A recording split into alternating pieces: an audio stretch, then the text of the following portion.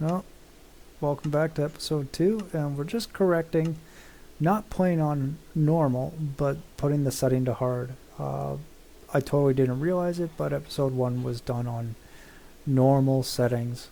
Everything else is the same. We just boosting the monster difficulty to hard. Okay, welcome back. Ambiance is playing. Hello. And here we have our village area.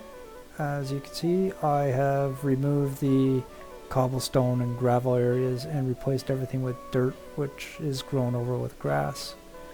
And these are the side walls. Villagers are still running around. I'll build a structure to house them and keep them safe from being killed off by monsters themselves. And my special project is this new ship, which is my starting base. Exploring a new world, it felt appropriate to come in on a boat. Special thanks to Danny, whose YouTube channel included a tutorial to build a restored shipwreck from Minecraft. I'll include the link in the description, and just giving credit where credit's due. I like to label where things came from. So right on the ship I labeled that this is indeed inspired from Danny, as 99% of it is just straight from his tutorial. All I've done is added some torches and a couple of access ladders. In his tutorial he's got big old white sails on it, and I'm going to use a color scheme that more reflects my image. It's just going to be yellow and blue stripes, you know, Swedish flag colors. Good old Swedish Vikings. I believe Minecraft is a Viking-inspired mythology, and we'll explore that as we go right down to the dragon, which has a real parallel to Norse mythology and the Nidhogg. But more on that later on once we're actually pursuing that goal. So here's the captain cabin of the ship, which now that we have the entire ship built, we're going to add these workstations. And this seems the most appropriate space to turn into crew quarters. So we're just going to sculpt a little bit of it and bring some villagers in. And you can see they have claimed their workstations. There's some fishermen, and they're going overboard. So built the platforms that they come on up. But as you can see, free-range villagers, they get into trouble.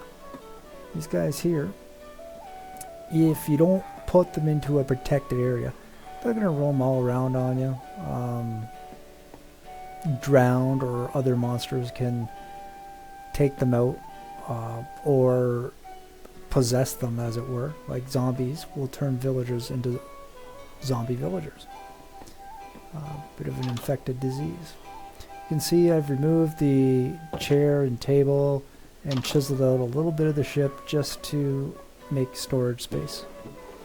As a starting base, it was more in keeping with what I needed. You'll see that fisherman there does not come up.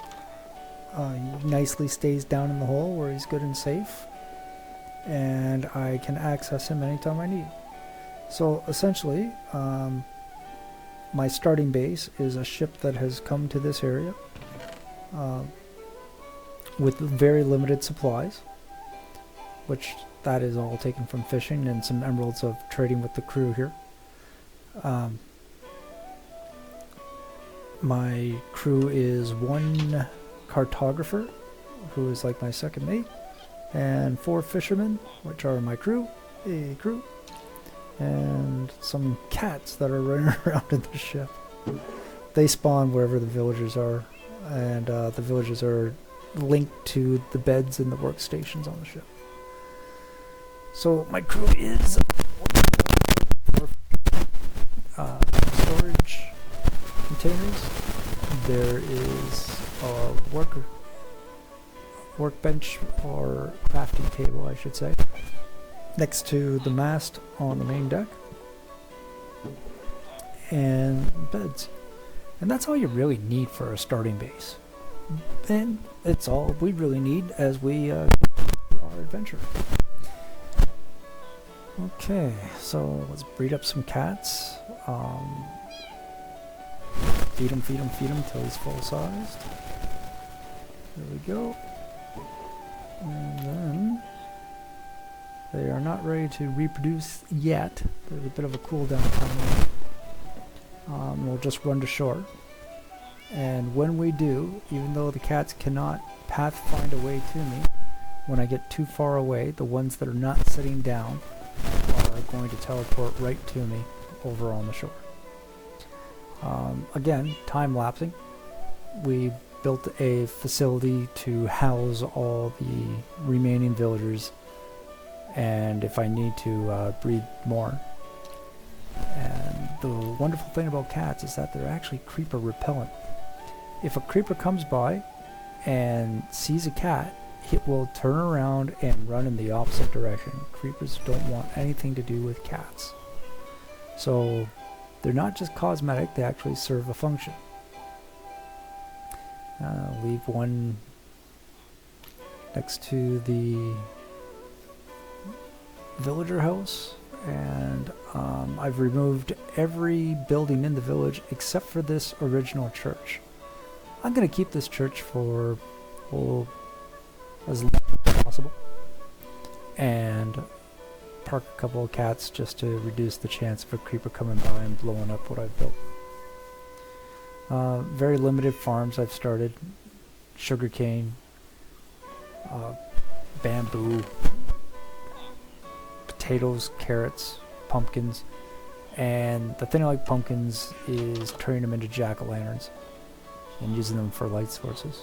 The villagers are safely inside. I've secured them for now on the other side of the door with planks and trapdoors, just to make sure that the gap from the door is not big enough for a villager or a baby villager or a monster or a baby monster to go in and mess with. So they're all safely tucked away there until I need them later. I think the next project is going to be a villager trading hall. I put my villagers in different areas, and the first area I want to build later is going to be enchanting, and that's going to take a whole lot of paper, which comes from a whole lot of sugarcane. You can see the jack-o'-lanterns make a pretty good light source, and then I just encase them in trapdoors for a nice lantern effect. Okay, that's just about it for this episode. See? The original church, the villager house, the ship, thanks to Danny. If you'd like to build your own restored shipwreck, he's got a beautiful walkthrough tutorial. That's all from me today. Thanks for watching. Please like and subscribe, and I'll see you in episode 3.